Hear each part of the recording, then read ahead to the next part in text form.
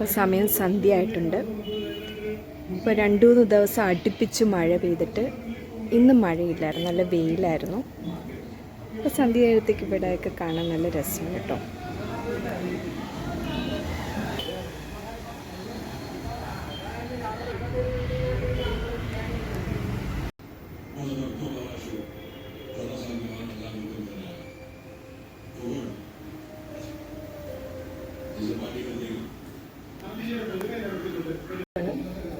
നല്ലൊരു അന്തരീക്ഷമാണ്. കുക്ക് ചെയ്യാൻ നല്ലൊരു മൂഡുണ്ട്. അപ്പോൾ ഇന്നത്തെ ഡിമാൻഡ് എന്ന് പറയുന്നത് പൂരി മസാലയാണ്. അപ്പോൾ അതിൻ്റെ മസാലക്കൂട്ട് റെഡിയാക്കണം, പൂരിക്ക് കുഴച്ച് വയ്ക്കണം. ഇച്ചിരി പണിയുണ്ട്. നമുക്ക് സ്റ്റാർട്ട് ചെയ്യാം.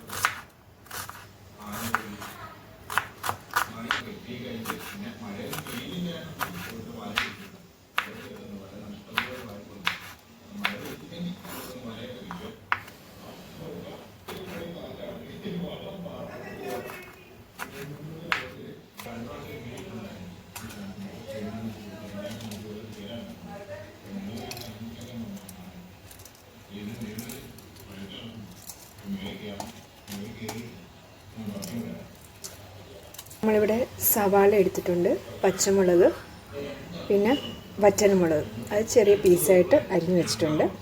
പിന്നെ ഇവിടെ കറിവേപ്പിലയുണ്ട്. അപ്പോൾ ആക്ച്വലി ഇത്രയും സാധനങ്ങൾ മതി. പിന്നെ വേണ്ടുള്ളത് പൊട്ടുകടലയാണ്. നമുക്ക് മസാല, അതായത് പൂരി മസാലയുടെ മസാല റെഡിയാക്കും. പൊട്ടുകടല, പിന്നെ കടുക്. അപ്പോൾ ഇത്രയും സാധനമാണ് വേണ്ടുള്ളത്. ഉരുളൻകിഴങ്ങ് നല്ലവണ്ണം വേവിച്ച് വെച്ചിട്ടുണ്ട് കുക്കറിൽ. ഇതൊരു 4-5 വിസിൽ കേൾപ്പിച്ചിട്ടുണ്ട്. അത്രയും മതിയാകും.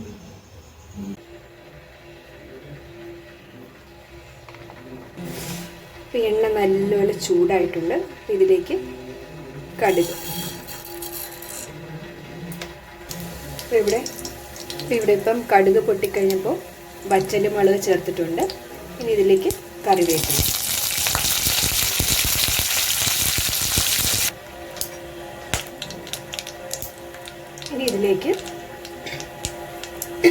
ഇനി ഇതിലേക്ക് നമുക്ക് പൊട്ടുകടല ഇടാം.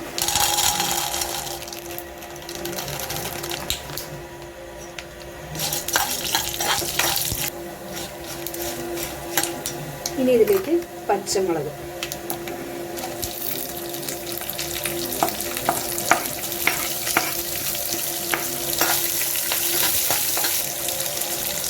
ഇതിലേക്ക് അരിഞ്ഞ് വെച്ചേക്കുന്ന സവാള ചേർക്കാം.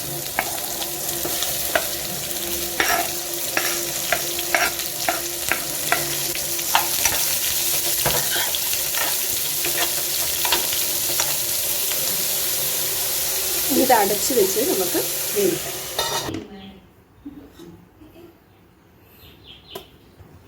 അപ്പം ഞാനിവിടെ ഗോതമ്പ് മാവും മൈദ മാവും കൂടെ മിക്സ് ചെയ്താണ് ഇടുന്നത്. അതായത് 1 കപ്പ് ഗോതമ്പ് മാവാണെങ്കിൽ 1/4 കപ്പ് മൈദ മാവ്.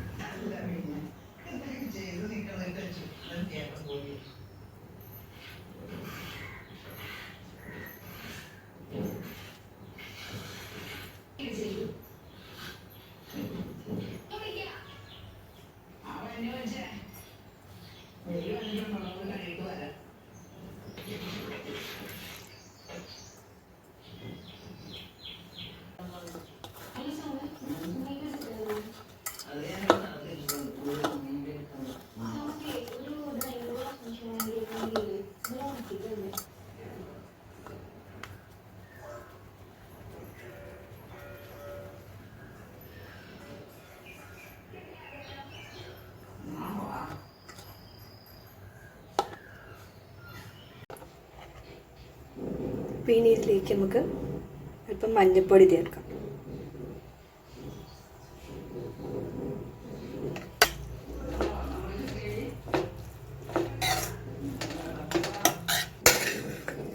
ഉരുളൻകിഴങ്ങ് നല്ലപോലെ ഉടച്ചെടുത്തിട്ടുണ്ട്.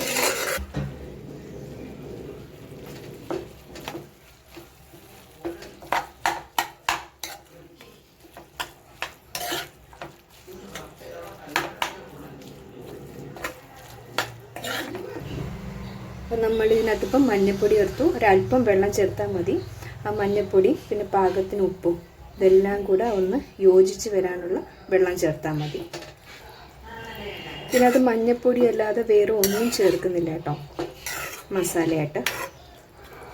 അപ്പോൾ നമ്മൾ കറി കുറുകിയിട്ടുണ്ട്. അപ്പോൾ ഇതിലേക്ക് ഇനി അവസാനം ചേർക്കാനുള്ളത് കടലമാവാണ്. അപ്പോൾ ഒരു സ്പൂൺ, ഒരു ടേബിൾ സ്പൂൺ കടലമാവ് വെള്ളത്തിലിങ്ങനെ ലൂസായിട്ട് നേർത്ത് കലക്കിയെടുത്തിട്ട് ഇത് നല്ല തിളച്ച് വരുമ്പോൾ അതിലേക്ക് ഒഴിക്കണം. ഈ കടലമാവ് ഒഴിക്കുമ്പോഴാണ് ആ കടയിൽ ആ മസാലയുടെ ടേസ്റ്റ് വരുന്നത് കേട്ടോ.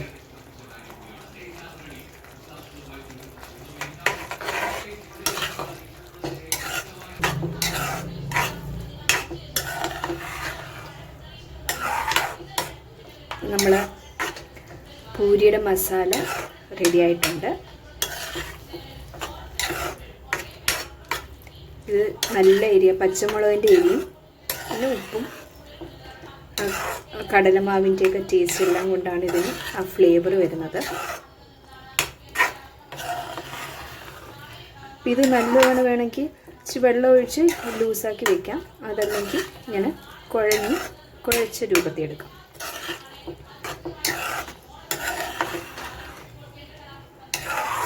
പക്ഷെ നമുക്ക് പൂരിക്ക് എപ്പോഴും ഇങ്ങനെ കുഴഞ്ഞിരിക്കുന്നതായിരിക്കും ടേസ്റ്റ്. അപ്പം നമുക്ക് പൂരി റെഡിയാക്കാം. പൂരി പൊരിച്ചെടുക്കാം.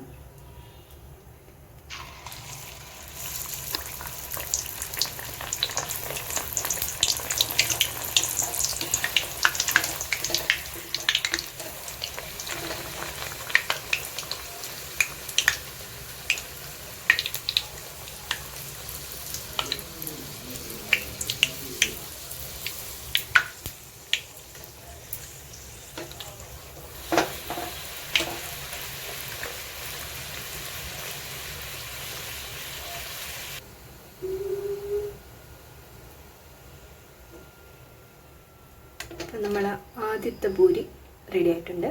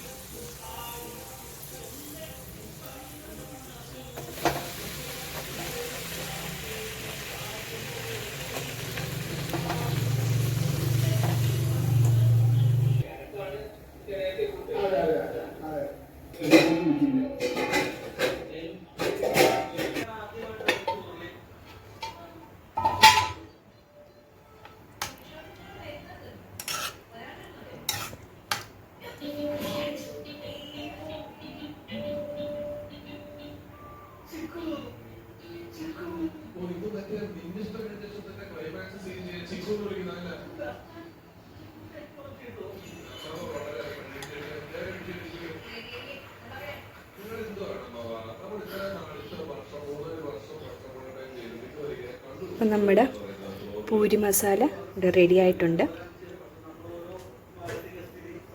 അപ്പോൾ എല്ലാവരും ഇത് ട്രൈ ചെയ്ത് നോക്കണം.